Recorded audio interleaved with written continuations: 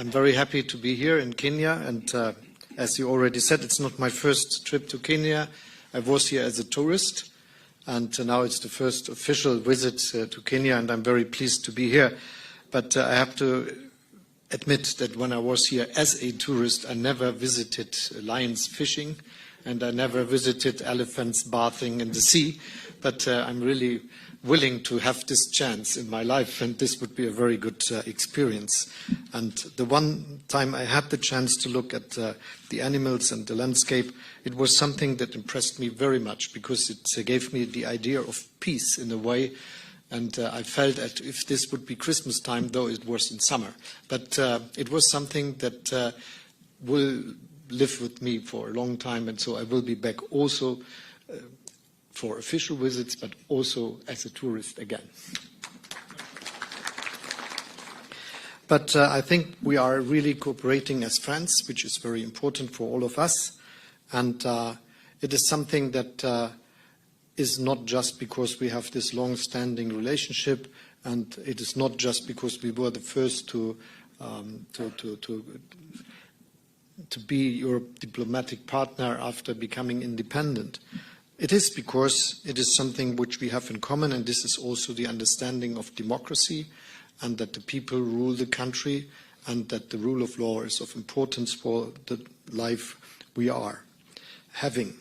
And looking around, we really see that it is something we experience, that those countries that have a democratic tradition are much more peaceful as those who have a lot of difficulties to do and always have to look outside for solving problems they have in interior politics.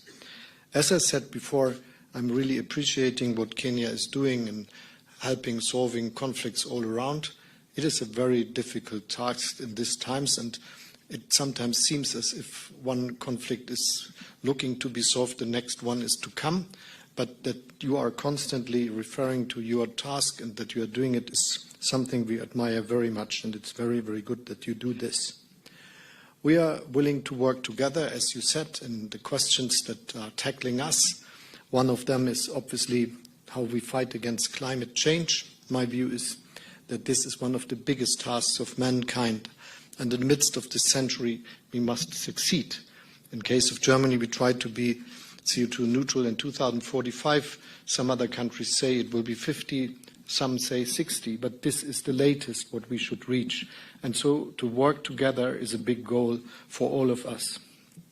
Sometimes in my country, people ask why you are doing this. What is the reason? We are just 2% of world emissions. But I tell them we are not 2% of world population. And I also say to them that we have a special task and a ability which is important for Germany.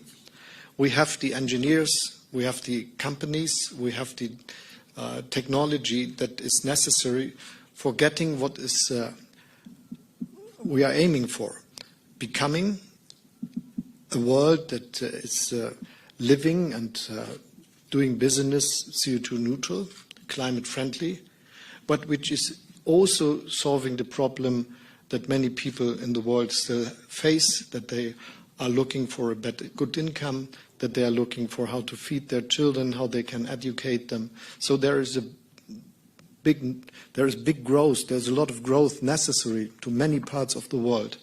And I'm absolutely sure that we should aim that the way of living, for instance, people in Germany have, should be a way of living others in the world can have also, but without harming climate. And if we are successful with this, this would be really the part we can support from Germany very, very much. And this is also a reason why we are good in accelerating our technologies and our investment into climate-friendly activities, because doing so, we are developing scales, making things cheaper so that they can be used all over the world. In this way, we are really willing to partner with Kenya, that is really leading, for instance, when it goes about using geothermal possibilities of your country, and for using and for producing hydrogen. And I'm also pleased very much that you are thinking about how we can produce fertilizers, especially green fertilizers. one of the things we learned in the last year much more is that there are not enough countries producing fertilizers, and that many countries, whole continents, depend on the delivery from some very few countries. And if we want to do something good to the world, we just enlarge the number of countries that are able to do this, and if Kenya would be one of them, it would be very, very good. Let me say I not just appreciate very much what you say about your activities all around with all the conflicts and the new one in Sudan. I really appreciate your clear voice in saying that revisionist policies are not good wherever they are taking part and taking place. And this is why I think it is necessary that we say that what Russia is doing with its aggression against Ukraine is the threat to peace and security, not just in Europe, but in the whole world. And we cannot accept that someone feeling strong enough is just thinking that he could take parts of the territory of his neighbor and just doing it as it was done for centuries.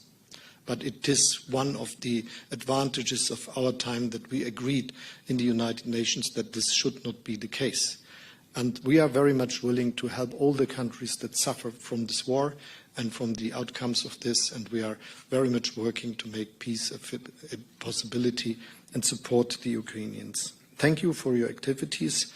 We will have a lot of fields for partnership. You spoke about workforce and things like that, but that's not the only one. Thank you for inviting us. I'm very happy that I can be part of this long-standing relationship, and the two of us and our countries will work together to have a very strategic cooperation in our relationship. Thank you, and thank you for all you do.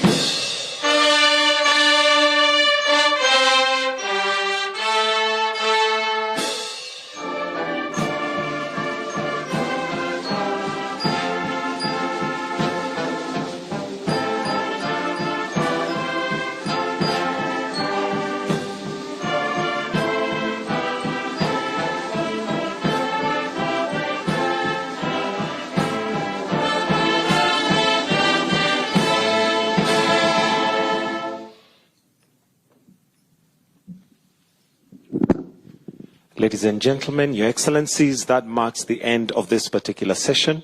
We'll allow His Excellency the President and His Excellency the Chancellor to retreat while the rest of us remain where we are. And also, just an announcement, the Kenyan and German business delegation,